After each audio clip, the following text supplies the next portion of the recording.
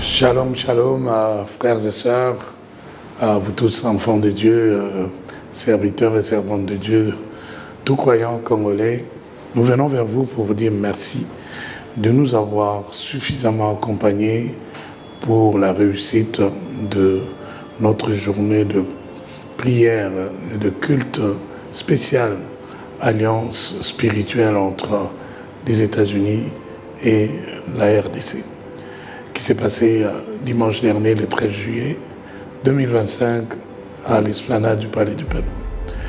Vous avez vu que quand les Congolais se décident de mettre de côté leurs intérêts personnels, les intérêts de leur ministère, de leurs églises et de leur humble personne, pour se concentrer sur l'intérêt national, vous avez vu que nous sommes capables de beaucoup.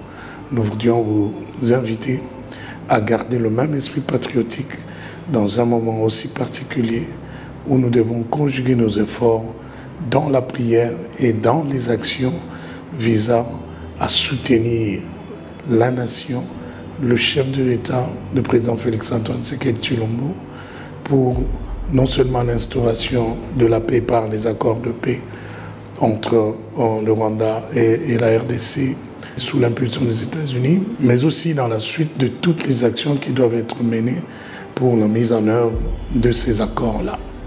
Ce n'est pas le moment d'être distrait, c'est le moment de nous concentrer sur l'idéal qui est la défense de notre nation, mais aussi avoir un esprit de discernement.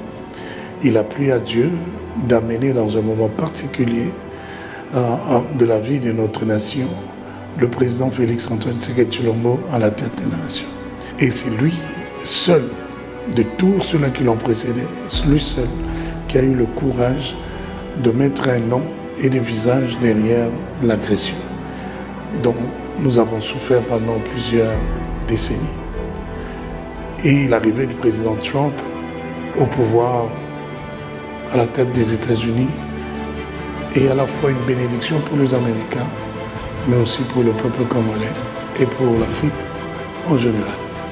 Alors soutenons ces deux présidents dans la prière, dans le jeûne, pour que l'agenda divin, et pour les États-Unis et pour la RDC, s'accomplisse alors que nous sommes témoins de tout ce que Dieu est en train de mettre en place pour le bonheur de ces deux nations, mais aussi l'impactation des nations du monde. N'oubliez pas, je parle de la part de Dieu.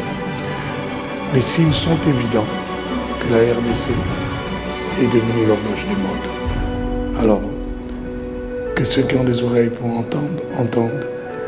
Ceux qui sont d'esprit agissent en esprit pour le bonheur de ce pays. Que Dieu vous bénisse.